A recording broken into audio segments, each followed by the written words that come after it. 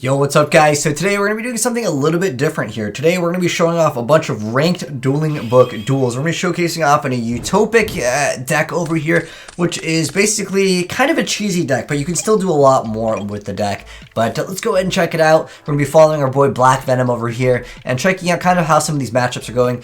So he's currently 282 in this duel, but it's going to climb up higher versus this guy, Caius DJ at 423, and 423 is not that bad at all. We're gonna go ahead and actually do these duels rapid fire over here, so we'll hit the fast forward button. But I just want to mention that because the ranks do reset, there's a lot of people that are kind of all over the place in terms of ranks go. Sometimes you'll be at like 100 and you will face off against the most meta decks, while sometimes you're gonna be really high. Well, high in this case would be like 600-ish is considered enough to be on top of the leaderboards. But anyways, let's go ahead and fast forward and just get a bunch of these duels going over here. So we do see the player in the blue playing Noble Knights over here. He's at 400, and that's actually a pretty decent rank, at least as of this recording. Keep in mind, it will eventually make it to like basically 1Ks, where it's considered like, all right, the guy's good enough to be on towards the leaderboards for Dueling Book.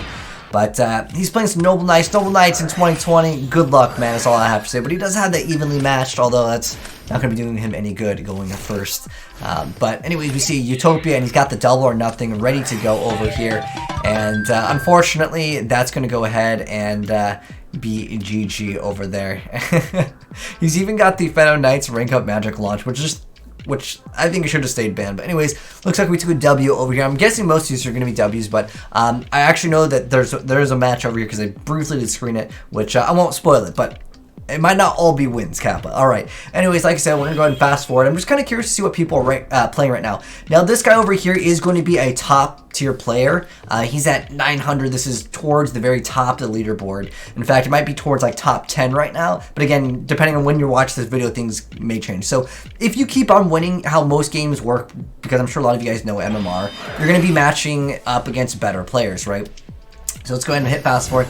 Looks like we see an invoke variant. I don't think we can click on the deck, unfortunately, via replay. I wish you could at least click on the deck when it's a replay. I think that makes total sense. We also see the rank up launch over here, and then there's the double and nothing that you're going to be getting for free. Then we see the Utopic Kaiser, and then a instant Kali Yuga, which pretty much just shuts down your opponent.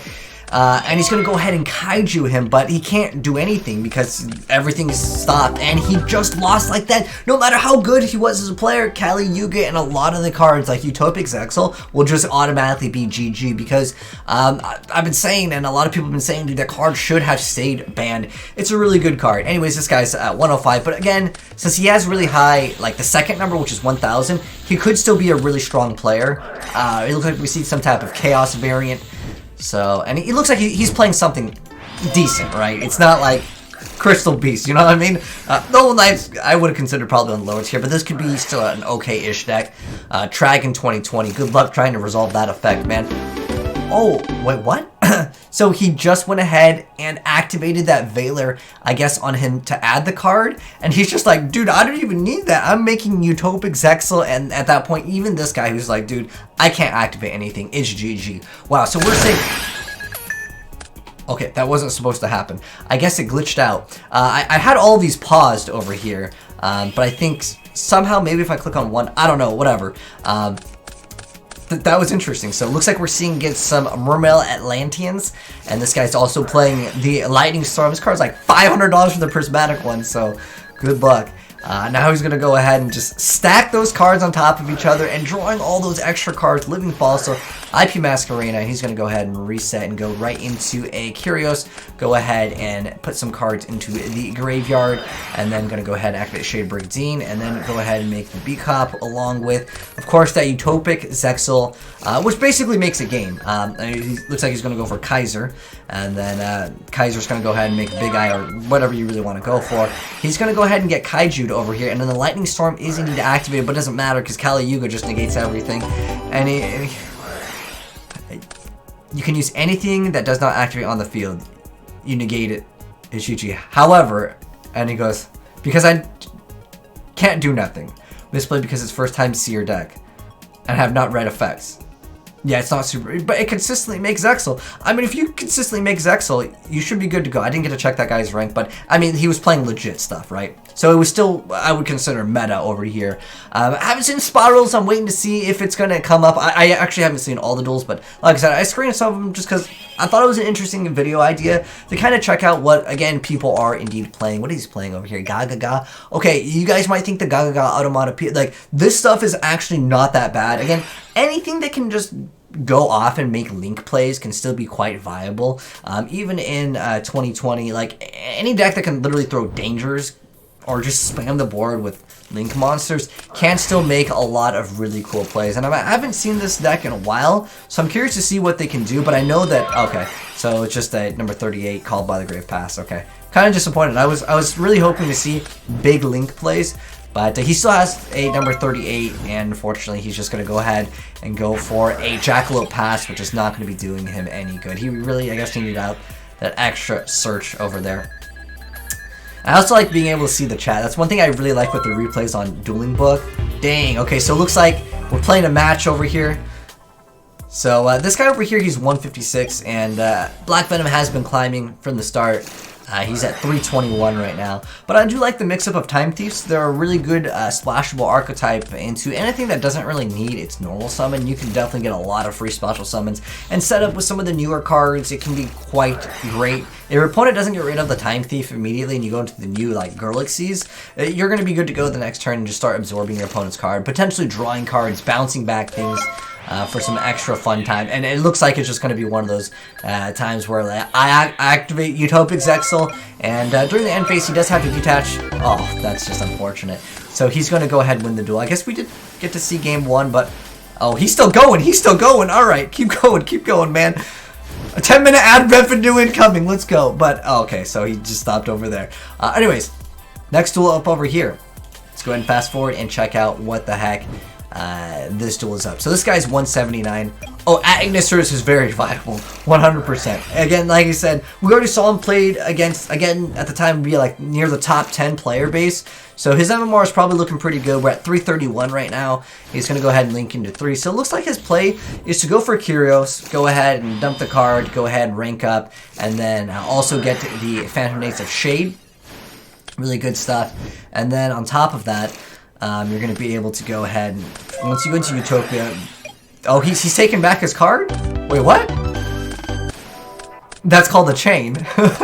So I don't know what this guy was doing over here, but looks like we're still gonna combo off. He's still going for another double or nothing. Yo, dude, this is pretty cheesy. I mean, if you think about it, if the guy literally plays just one card, right? Like normal summon, or even set pass, like, you can't really deal with this the next turn. Like, you just lose because you literally can't do anything with any of your cards. And remember, Kali Yuga also has that effect where once per turn during either player's turn, you attach a material to destroy all spell and trap cards in the field. So at that point, like, setting your back row, irrelevant. You're not doing anything. That's so unfair. And, like, that's why I felt like, and a lot of people definitely agree, that where the heck did that card go?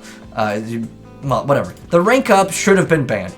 Like, it should not have come off of the ban list, is what I'm saying. Alright, so let's go ahead and check out this one over here. This is 560. This is almost towards the top. I believe it's like 600-ish is what you need to be considered on the top of the board here. So he's going to go ahead and Goblinberg, get that stopped, and then he's going to go ahead and... Oh, he used Ash Blossom over there. That's unfortunate.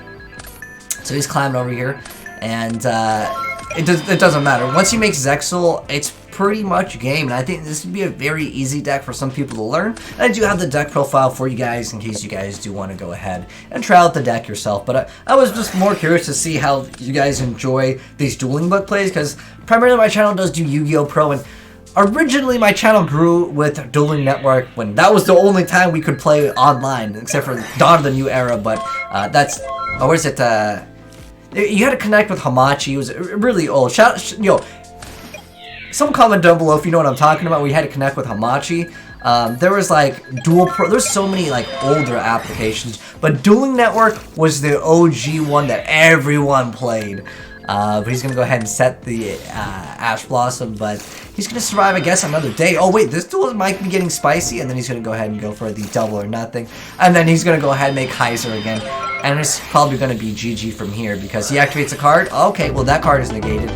And wow, dude, look at that trash talking, dude. That's half the reason why I liked Dueling Network and Dueling Book over Yu-Gi-Oh! Pro. Is the trash talking was so much better, let's be honest here.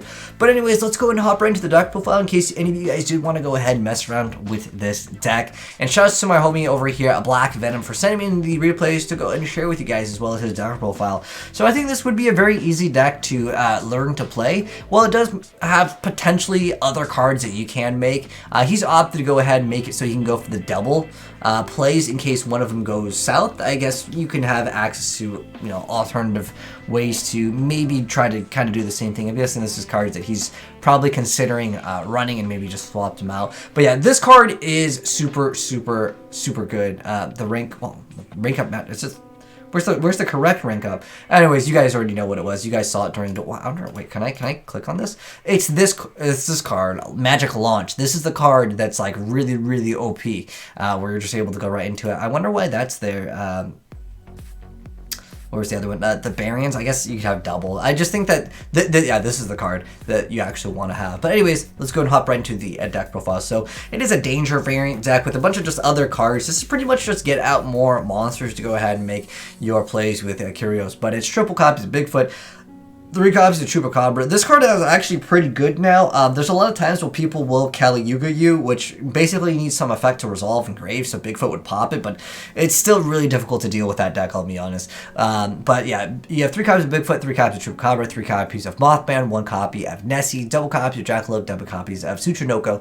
Then we got the Goblinberg, the Hat Tricker, and the Trick Clown, all for just, I guess, more summons. And then we've got the Ancient Cloak, double copy of Boots, 2 copies of the Bezel Ship, 3 copies of Time Thief Regulator, and Time Thief Wind. These cards are excellent. And then we got double copies of Double or Nothing, just in case you draw one, you have access to another. We got a Foolish for extra summons and other plays down the line. And we have 3 copies of Innocent Fusion, so he really wants to go ahead and go for that Mud Dragon.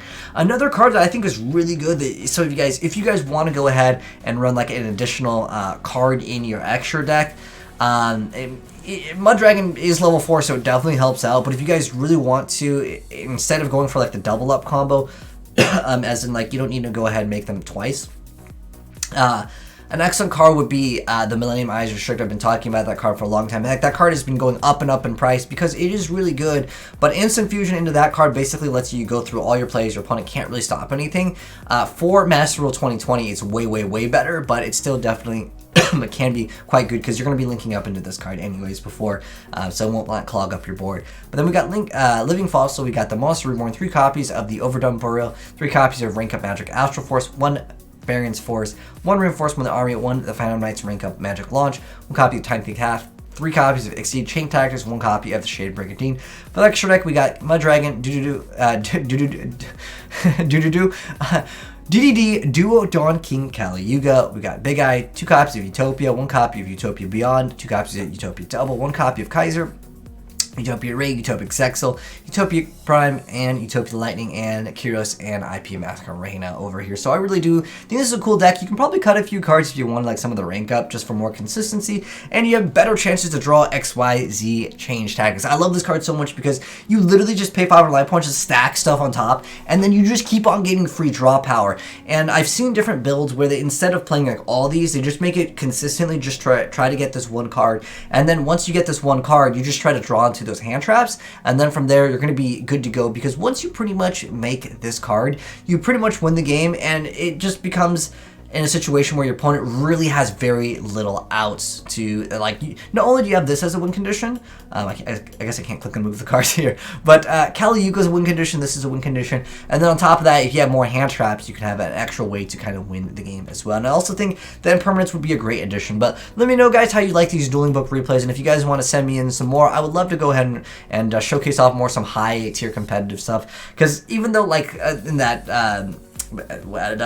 Full Power Orcus, that's the last time I think I really played on Dueling Book, but the guy definitely did beat a guy that was towards the top 10, again, at the recording of this video. Isn't it Greedo Show? I just noticed that name. Pretty good stuff indeed. But anyways, thanks for tuning in, guys. Hope you enjoyed the video. If you did, drop a like on it. If you're new here, hit subscribe and turn on that bell so you don't miss out on more Dueling Book replays. And if you guys want to send me in AzneyesReplays@gmail.com, you can send in all the Dueling Book little replay files, and I'll share it on the channel. And thanks again, Black Venom, Venom, for hooking us up with your really cool deck. And you guys saw some of the really good to high ranked players. It's just GG. The deck is actually pretty good, even though like it looks kind of like a cheesy deck sometimes. When your opponent can't activate card, it doesn't matter. As long as you can get that consistency out, who cares how good they are? They auto lose Kappa. But thanks for tuning in. Have a good one, and I'll catch you guys next video. Peace.